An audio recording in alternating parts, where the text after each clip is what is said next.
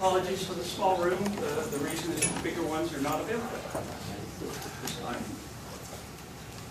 So, brief introduction of Steve Campbell. He came here at some point in the distant past, I don't know, before I came here, to be an operator theorist, which he did for a while. Then he turned to pseudo-inverses and linear algebra, and most of his career has been on differential algebraic equations, their analysis, numerical solution, and control. He's the author or editor of 10 books. He's had 18 PhD students, starting with a guy named Ken Clark, who I was wondering what happened to him. Last time I saw him, he was doing day trading. Okay, anyway, 18 PhD students, 11 master's students. And in addition to this, he's an accomplished painter, as you can learn from his website. And he does a lot of fishing, snorkeling, diving, underwater photography, etc. Thank you. Well, thanks for asking me to do this. It's actually kind of a difficult talk to figure out how to do because the audience is so varied and everything. I'd like to begin with a special thanks to a few of the colleagues that I've worked with. I'm not going to read all the names. And then there's some more. And then NCSU students of my own that I've worked with. And most of them are finished, and some are finishing very quickly. A number of other students, primarily in France, some in Germany, and some other places.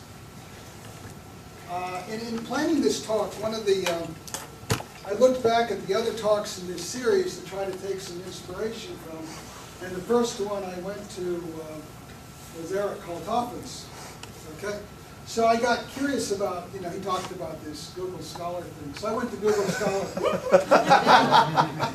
This was actually very depressing. Because, there's not much of a trend, but it looks like it's going down. Right? I think it's time for me to dive a little less and write some more papers or something. Okay. So what to talk about here? This is a really diverse audience, faculty, students, strangers. Who's this guy? What's going on? And also, as pointed out, I've worked in a number of different areas. And so I decided to focus on sort of, not necessarily completely what I'm doing at the moment, but kind of focus on one of the things that I've worked on that I think is a very important problem. And that's going to deal with numerical methods for optical control. So a brief preview of coming attractions is that optical control problems have been solved in industry for a long time now. They're very important. Direct transcription is a popular method that's used a lot. I'll explain why. And the other thing is, as a mathematician, we all believe in theory. And the theory for numerical methods, for differential equations, optical control, it's used to guide the numerical solution, it's used to evaluate the answer, et cetera, et cetera. And a lot of times this works out really great. But what turns out to happen is that when you do direct transcription, our experience has shown that a lot of times the theory doesn't mean what you think it means. In fact, people will misinterpret the theory. And in fact, the theory seems to totally contradict computational practice. So SOX-X is a large-scale industrial code that we've worked with for a while. And we're going to talk about that. And so one of the emphasis is going to be how there's this interplay where for these kind of methods, you actually have to go back and reinterpret the theory. So here's the outline of the talk. What on earth is a DAE? A little bit about direct transcription in comparison to a couple of the other options you have. A little bit about DAEs. 3 examples where the theory needs reinterpretation. First one is error can be good. I may not actually talk about that this one. We'll see how this goes. I'm terrible at predicting how long a talk will be. All I know is that we will finish on time, not left. Okay. What are good DAs? We'll definitely talk about, and estimating multipliers. And then maybe a couple comments about some of the things I'm interested in at this time, in case somebody wants to chat about that. Now, if you're going to talk about, you need to talk about the game it is that you're interested in playing, the theme that you have. And so there's been a kind of a theme that's driven a lot of my research for some time, and that's certain principle. The less expertise you require of a user of an idea, the more widely the idea is used. Okay? Secondly, the more widely something is used, the greater impact it has. Right? So, on the other hand, if you're not going to assume much knowledge of the user, then you need to have a lot smarter software and theory and algorithms. Okay? Plus, you have to assume people are going to stick things in there that you didn't expect, and you'd like to know whether or not you can handle them and how to deal with them. So we've been interested in general purpose, in quotes, software, and algorithms. They can be used by non-expert users. Translate that as an engineer with a master's. For tackling, or PC meeting, for tackling hard problems and other algorithms that trouble us. So that's been kind of the motivation. Make no claims we've always been successful. You do have a need for the theory and stuff. It gets used by the software. And you also need to provide guidance to users. So what about DAs? So many physical problems are modeled by a system of ODEs like this. This U, which will appear sometimes and sometimes not, is just going to be a function or a vector value function called the control. So this is a system of differential equations. When we're talking about a DAE, we're assuming that this Jacobian of f with respect to x prime is always singular. They have a lot of different names. Sometimes they're called singular differential equations, which is different than Hangman singularity. They're called descriptor systems, and I'll explain what that is in a minute. They're sometimes called differential algebraic equations, which you have to use parentheses if you're using Google, because algebraic differential equations are not the same as differential algebraic equations. Okay. Or equations in differential algebra. So, it's referred to as constraint, semi-state, net out. Really, you're talking about differential equations on some manifold, implicit. They are related to behavioral models, but it's not exactly identical. Why DAs? The fact is that most models, a lot of models initially come in as a DAs. So if you want to model an electric circuit, you've got a bunch of devices, you've got Kirchhoff's laws, you've got a bunch of equations. Okay? Classical mechanics, you've got multiple bodies, you have a bunch of equations related to them, you have some stuff that relates. Or you have a system, and you have a subsystem, and this system, and this system, and then you start hooking them together with wires and stuff like this. And so you naturally tend to get these large, complex systems that don't look like the xdt equal f of x.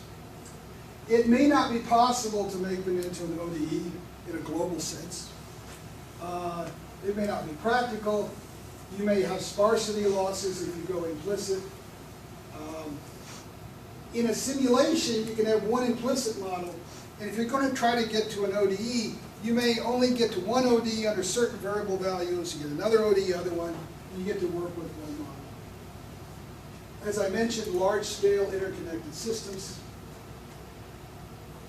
Sometimes, in order to get a explicit model, you actually have to make model simplifying assumptions, and there's extra design flexibility. So there's a lot of reasons why people have wanted to do this for some time. Now, ODEs can be different from DAEs for a long time. A good friend of mine, Linda Petzel, and Bill Gare wrote a paper once called ODEs or DAEs or not ODEs.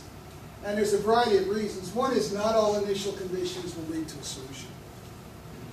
Solutions can depend on derivatives of the original equations, there's smoothness issues. If you try to linearize in the obvious way, that may or may not be appropriate. It depends on what your structure is. You have certain constraints. You may know there's usually other higher hidden constraints that are on there. There may be loss of smoothness. There may not. Even if you have structure, if you want to use standard numerical methods like backwards differentiation, implicit Runge-Kuttis, and some of these kind of things to get a numerical solution in your ODE, the numerical methods may fail or have reduced order. So here's one of my favorite simple academic examples. So here's a little DAE in x and y. Alpha is just a function of t, it's a coefficient. F of t and g of t, you can think of as a couple of inputs, which you may So you can solve this problem, and the first thing you notice about it is it has one solution, right? So if your initial condition is not x of 0, y of 0, you don't have a solution at all. The second thing to notice about the solution is that here this part involves the derivative of g, so it's actually differentiated, it has a differentiator in it. And another thing is it actually involves the derivative of one of the coefficients of the equation, so it can depend on it. So if you're looking at an DAE, we'll talk about the word index in a minute. If you're looking at one that's index is bigger than 1, then the derivatives are there. It's not a question about, where do you have them now. The question is how and when do you compute with them? Where do you put them in? Right? I will comment that loosely speaking, the index is the number of differentiations needed to get an ODE out of it. There's several other kinds of index, especially for nonlinear systems. So if you took this system here and if you differentiated it once, like this equation, you could get this information. And if you did one more differentiation of these equations, you could produce an ODE. So this is a simple index. There's essentially two ways to approach a DAE numerically or analytically. One is you reduce it down to an ODE or an algebraic equation in some kind of submanifold. Sometimes easy, sometimes hard. There are codes that do this. If you're not careful, you can lose information about constraints. You can generate an ODE whose solutions contain the DAE solutions.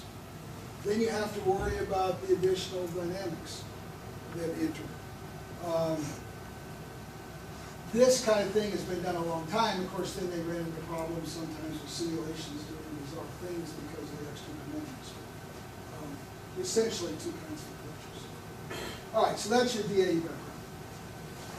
So we're going to talk about optimization and DAEs. We're going to assume you haven't had Math 739, which is your loss. So you got some kind of function of the control, a scalar value function. Call that the cost. It could be energy, it could be fuel consumed, it could be the distance from a target. It could be how much money you spend. You've got the dynamics, which act as a constraint. And then you have another kind of constraints, which here I am actually including inequality constraints up here. And then you have these inequality constraints that are around. Now, these kind of inequality constraints that act on X and U throughout the time of it, they're present in most applications. For a long time, we worked with John Betts, who was at Boeing and now is a partner in applied mathematical analysis. And in industrial applications, you just almost always see these. In fact, it's not unusual. I mean, in some problems, you'll have dozens and dozens of these things running around. And these are often not related to the physics. And it turns out that when you look at DAEs, there's going to be certain structure to the equations. And as we'll see an example or two a little bit later, if these constraints come from physics, they generate forces and that links things together. But if these are just non-physical constraints in the sense they don't directly affect the dynamics, it turns to do all sorts of bizarre things to it numerically. So, it could be a requirement that you want to keep your temperature below 200. Don't go faster than 30 miles an hour or you'll lose your warranty. Avoid that rock, in a space mission or something. I will comment that this is my favorite rock. This is the Saturn's moon.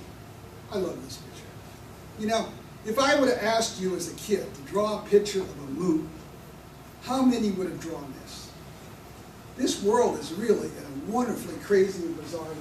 That's actually an actual photograph of one of the moons of Saturn. That's just a cool picture. So the DAEs can occur. So DAEs are coming in several different ways. So the DAEs come in if the initial model is a DA, so okay, that's fine. The second way they can come in is suppose that you were doing a simple enough problem that your model was an ODE. Okay, that's quite possible. But you have these path constraints. Well, when those constraints come active, then you've got a DAE anyway. So for example, if this is a velocity constraint, then the dA index will be at least 2.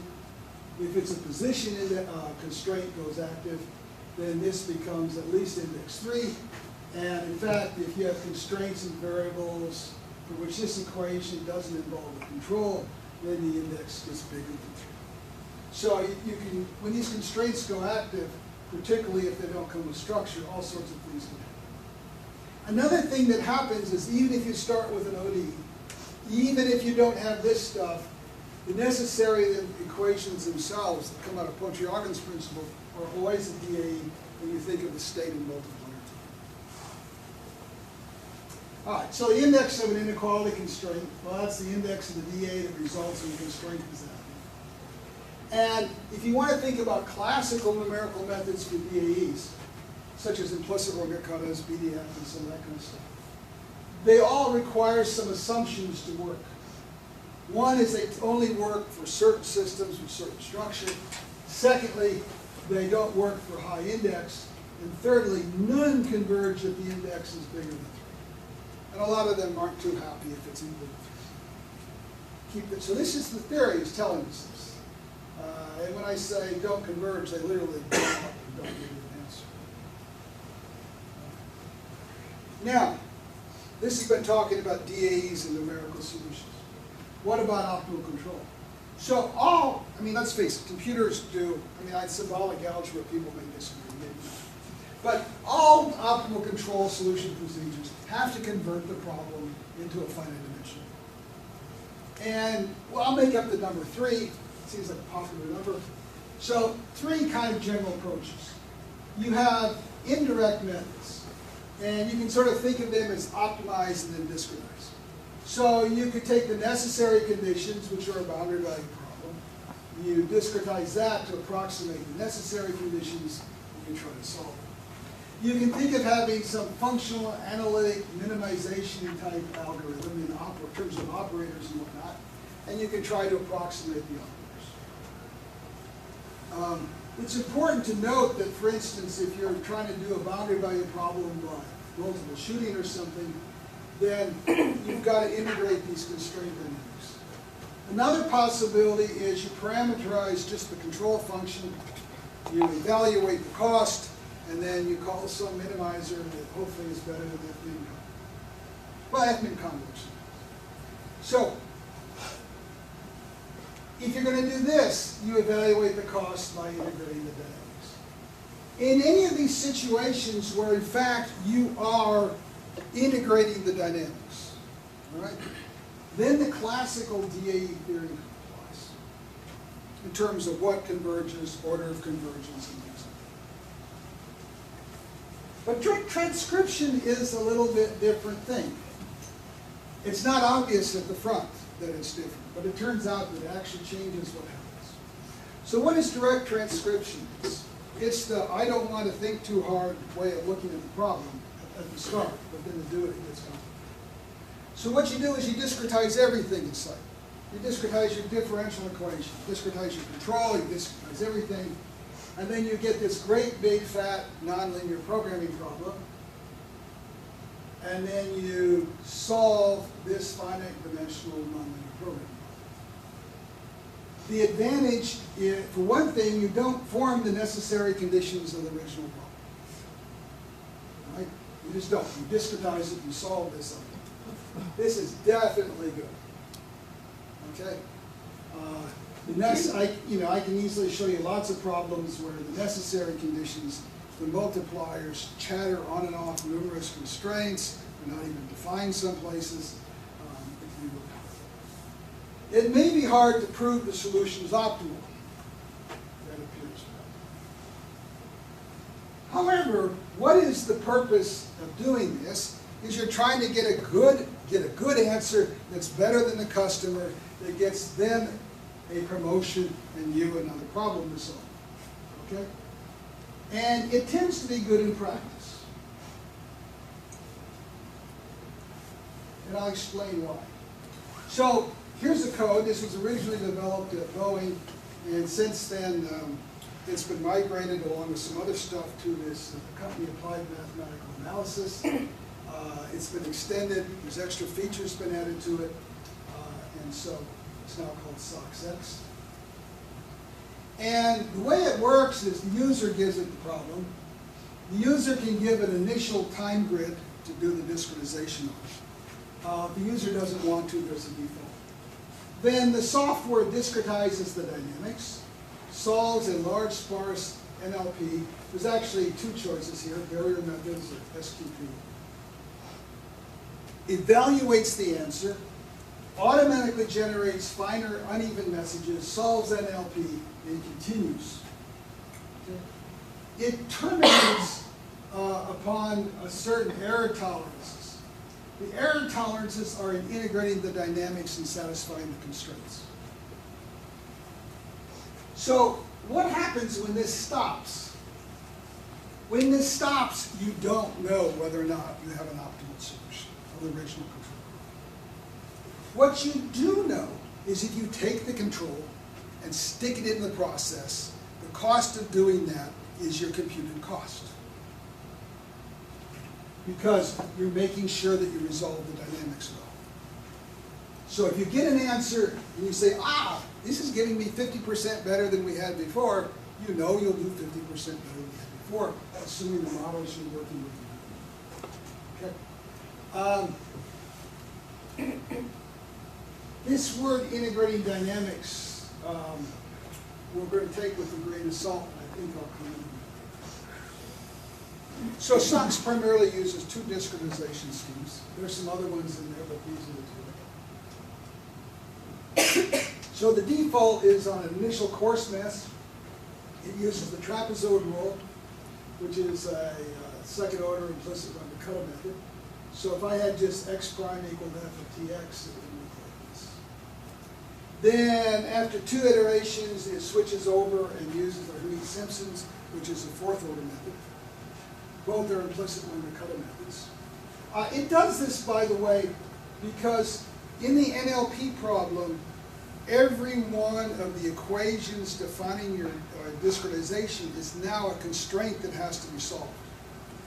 And as you can imagine, a fourth order method, Runge-Kutta, has a lot more equations, and it tends to be a little bit more nonlinear and stuff.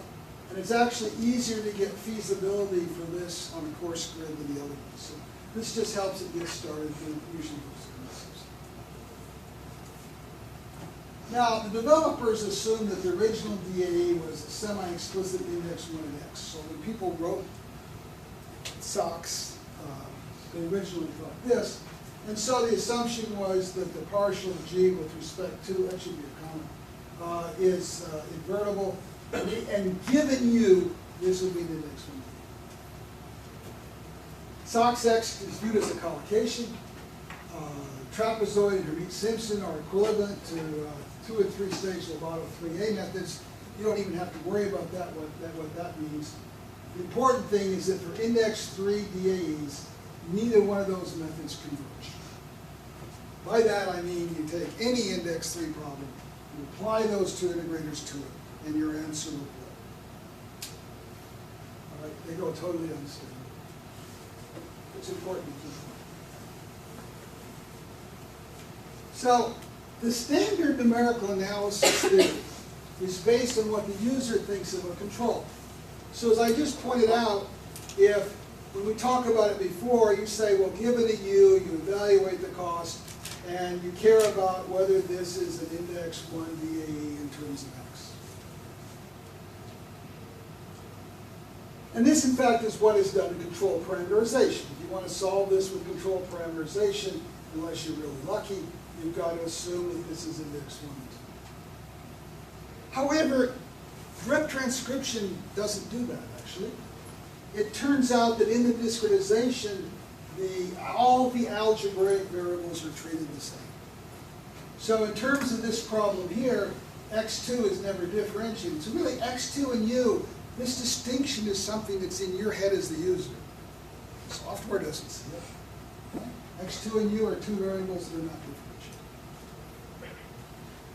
So here's a simple little example that just cooked up for academics. So we have this cost. We have this equation here with a bunch of variables in it.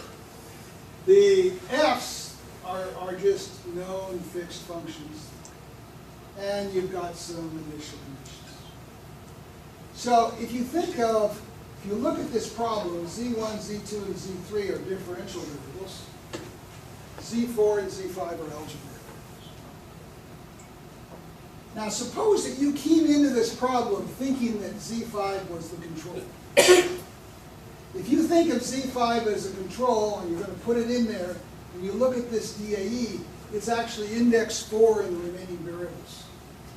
Indirect, shooting, control parameterization will all. However, SOX solves it with no problems. So if I set QI equal to 1, that's the weight there for all the i's, it solves it without any problems at all.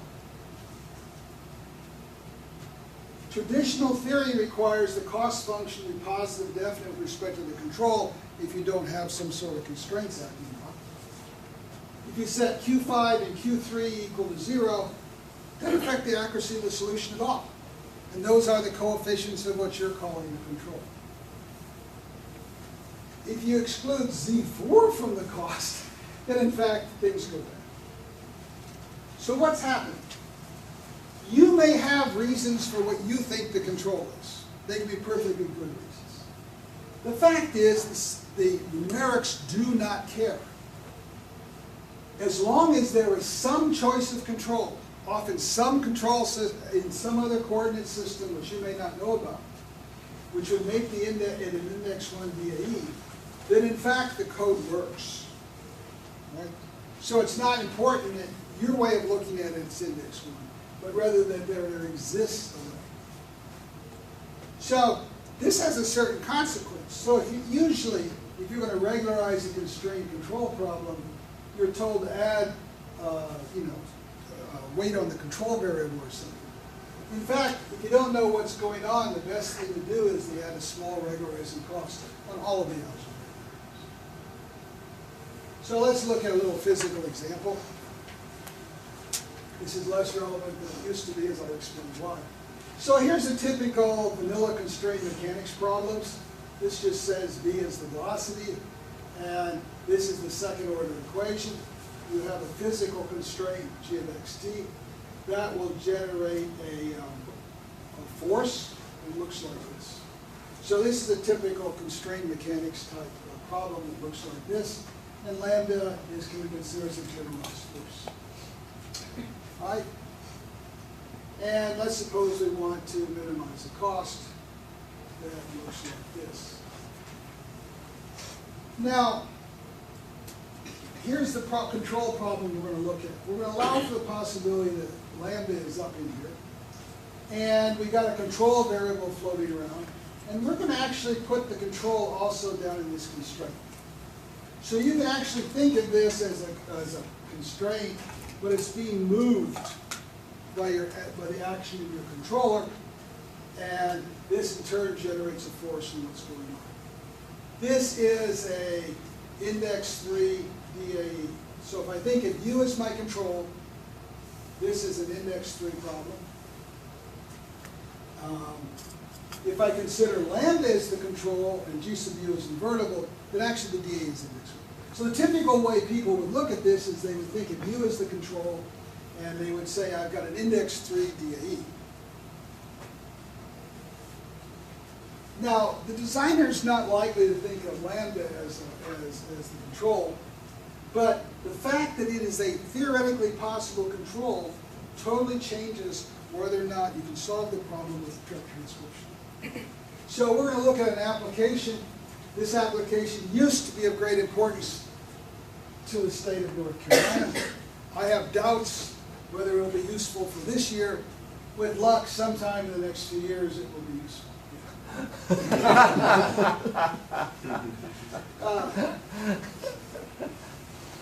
The hockey puck. Right?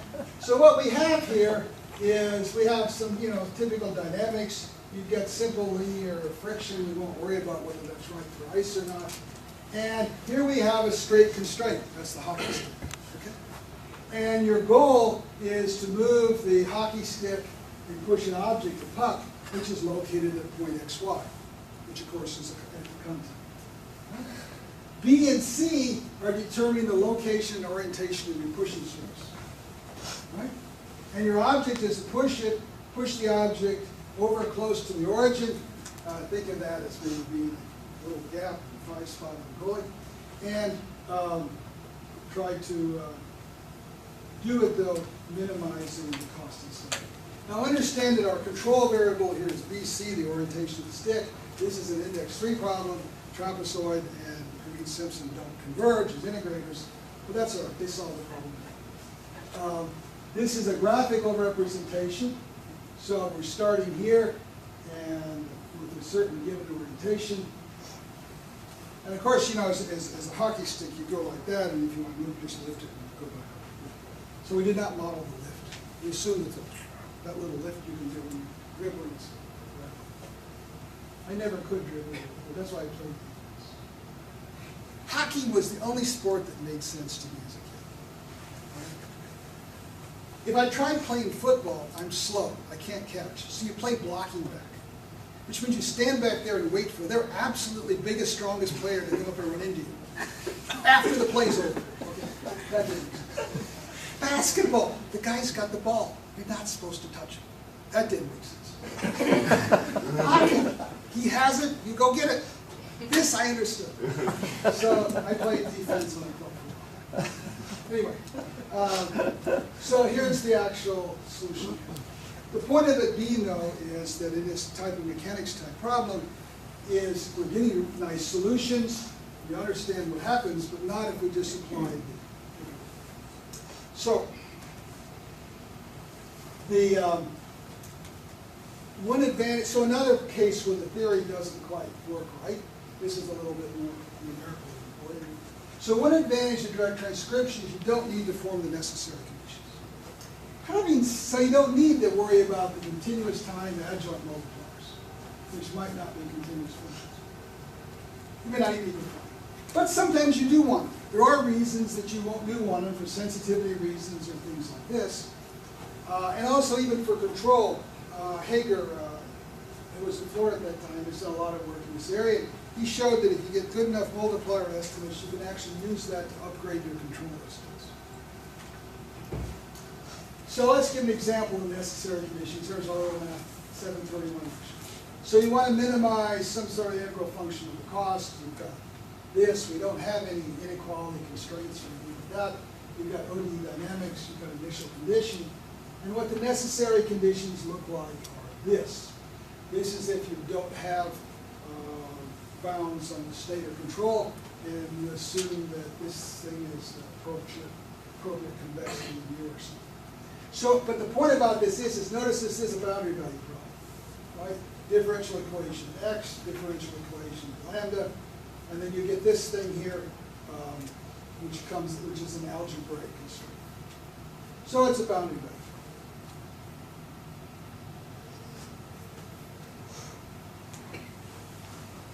So you may want to estimate these continuous multipliers. Now, suppose that x star, u star are the theoretical multipliers that you'd like to have. Or from the optimal solution, lambda star is the continuous multiplier from necessary conditions. Now, if I'm discretizing things, and I go in and do all this, direct transcription gives me discrete values of the state, discrete values of control, value of the cost.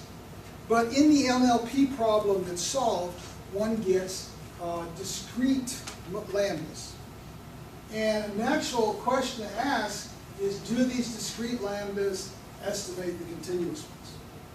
In fact, if you do want to prove that your discretization does something really good and optimal, you very frequently try to link these discrete multipliers in with the continuous ones.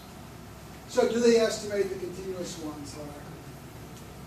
So Hager looked at a whole bunch of implicit limit cutting methods, really nice bit of work. Given the order of my numerical method as an integrator, he said you get full order in the state, full order in the multiplier, and full order in the control if the control is found from the multiplier. And so on. Now, trapezoid meets Hager's assumption. Okay? So trapezoid should be second order in the state, and trapezoid multipliers should give a second order estimate at grid points. However, you can run a zillion computational tests, and they show that the adjoint variables are first order, not second order. Nothing wrong with this theory, it's a beautiful thing. However, when you actually run this, you don't get what it says. That's the kind of question. It turns out that Hager's analysis is based on the typical kind of way you think of Runge-Kutta methods. So for instance, trapezoid method using what's called the Butcher array, which is kind of standard ways of writing Runge-Kutta methods, looks like this. SOX-X actually used a compressed version of these equations. Mathematically set equivalent set of equations. Hager actually proved that for this and a lot of other Runge-Kutta methods, there were several ways to implement them. And he showed that you got the same accuracy in the states and the same accuracy in the control, no matter how you implemented your Runge-Kutta. You notice something's missing from the list. It turns out there was a reason he didn't prove that they did the same for the multipliers because. Okay. So here's a specific. He doesn't take a complicated example to do this. So it turns out that we went in, and this work here, by the way, was done with Van Abelson some time ago. And it turns out that for multipliers, it matters the specific details of how you implement that Runge-Kutta. And there's lots of different ways. There's compressed ways, uncompressed ways, how you mix these equations. And even though the different ways are mathematically equivalent, even though they give you the same state solutions and the same control solutions, in fact, they'll give you different multiplier estimates. Hermite-Simpson's got a lot of different ways. That's a lot of formulas and betas and stuff. For Hermite-Simpson, Hager says you should get third order convergence with the state multiplier and post-computer control. It turns out that we see fourth order in the state, second order in the control, and second order in the multipliers at midpoints. But not at the... So it turns out you can get better at it. You see that there's all kinds of different order conditions that goes on here. In fact, we are able to get second order at the grid points, but you need to use an estimate like this rather than using the standard estimate. And there's theory to back it. So this is another example where the theory looks nice, but when in the numerical methods, you have to go ahead. So summary up to this point, direct transcription is a very useful method because you can use it to attack very, very complex problems. However, traditional theory and practice are sometimes different. You cannot just apply the standard numerical theory. You have to go in and work things out. We're having several areas of current research extending the types of problems that we solve and what we better kinds to use them. I might comment briefly on that, the other one. Another way in which they're different is there's a question is how we're able to get some of these, remember, the numerical methods weren't supposed to be able to converge. Even in the case where the problem sometimes is index 3, we're still getting solutions.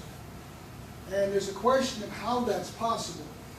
You have to understand the difference. If you put in an integrator, right, you start here, you propagate your information, you propagate your information, you propagate your information. And that propagation is up to basically your round-off area. In a direct transcription, you have all those discrete equations, and they're being fed to an NLP program. And then the NLP is solving every one of those equations to a certain accuracy. That means the NLP solver could add a little extra error here, a little extra error there. And you can actually show what happens is that You can think of an unstable method as being one where a small error propagates and gets big. But it's also a method where a small change can knock out a big error. And if you go in and look, and that's exactly what the optimizer does.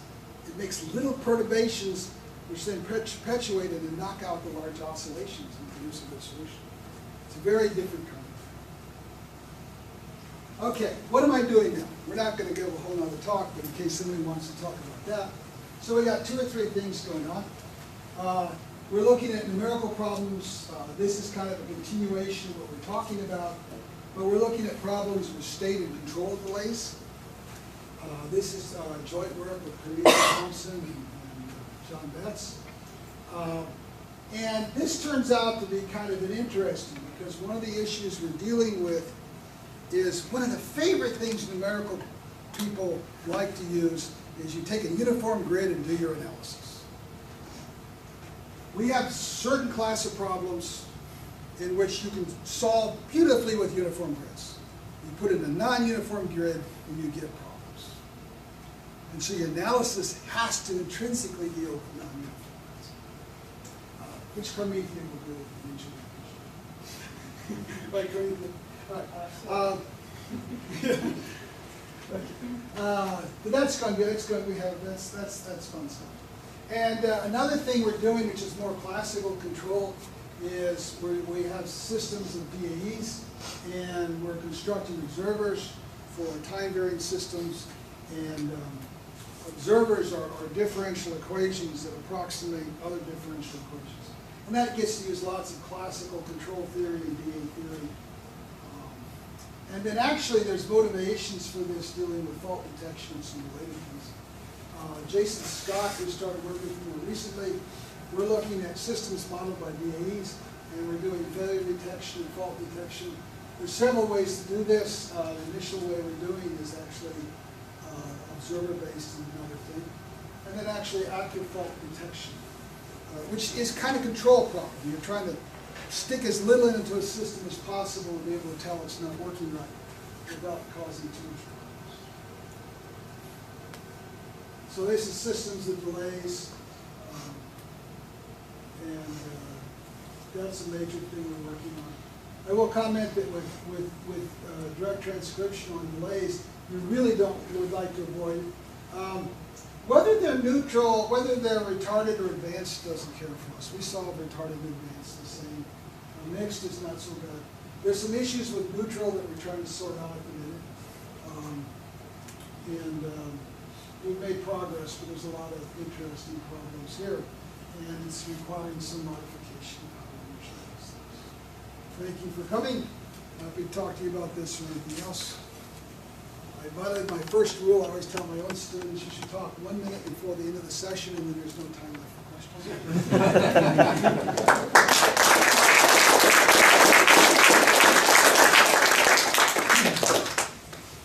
Thank you. Are there questions or comments for Steve?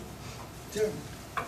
So, the last time I talked to you and John about this concept of virtual index wasn't floating around. When did you guys figure that out? This came out actually, it came out of some time I spent in Germany with Ruth and Blair's. We were looking at some reformulation of control problems. It was starting to rear its head probably at the very end of the time as Anna was going out. But in terms of getting fully elucidated and understood, and understanding how often it occurred, that came up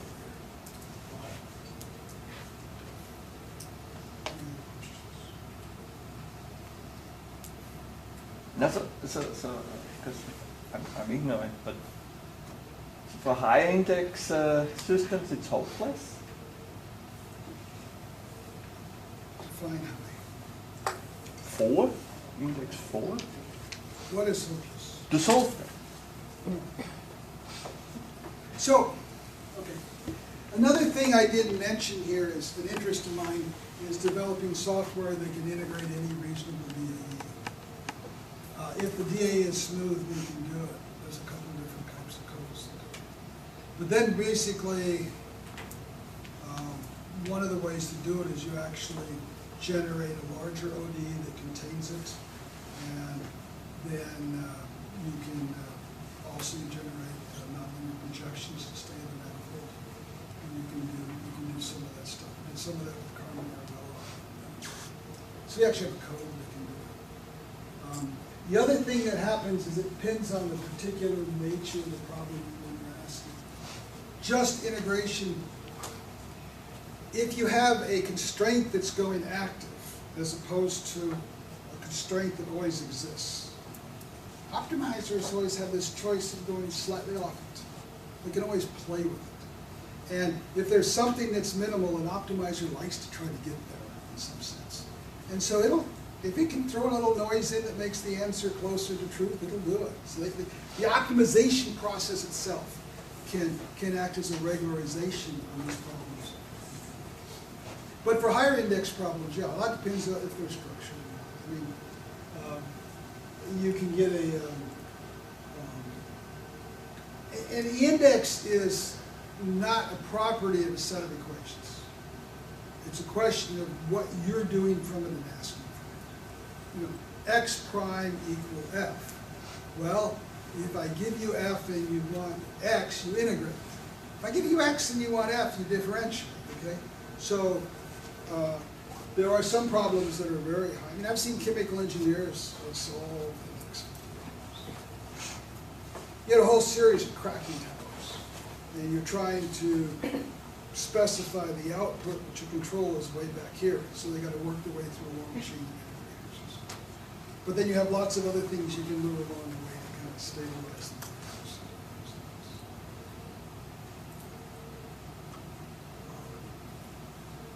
It very depends on the structures. Yes. Yeah.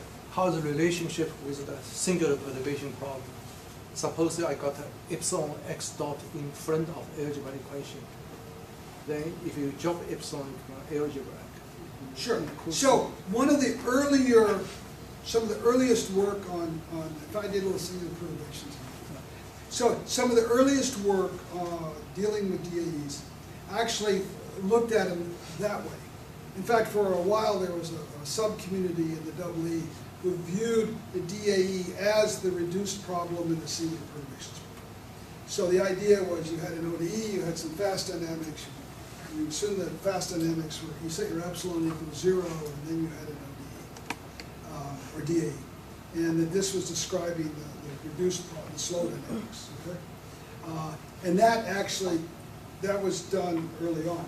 However, they can do the both ways. I saw a funny paper once where they started with a really complex model, and they simplified it, and then they had a DAE, and then they did something, they went to a simpler model, and then it dropped into an ODE. And it was just, you know, so what depending on what they add and what not. But that is one place they occur. They do appear as the reduced order models. So in the simplest type singular perturbation problems look like this.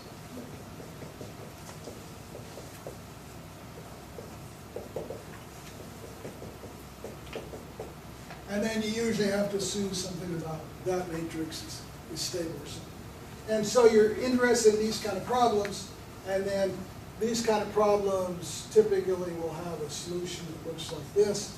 Here's, let's think of the matrix. So they have this kind of nice slow part, and there's like these fast transients. And so you set epsilon equals 0 and solve this problem, which is hopefully talking about this, and then you do some kind of an asymptotic expansion or something. So there are some links in that sense, but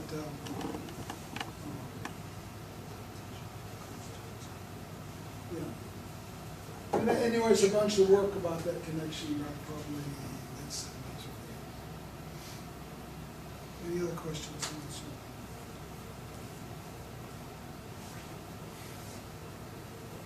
that it? Okay, thank you.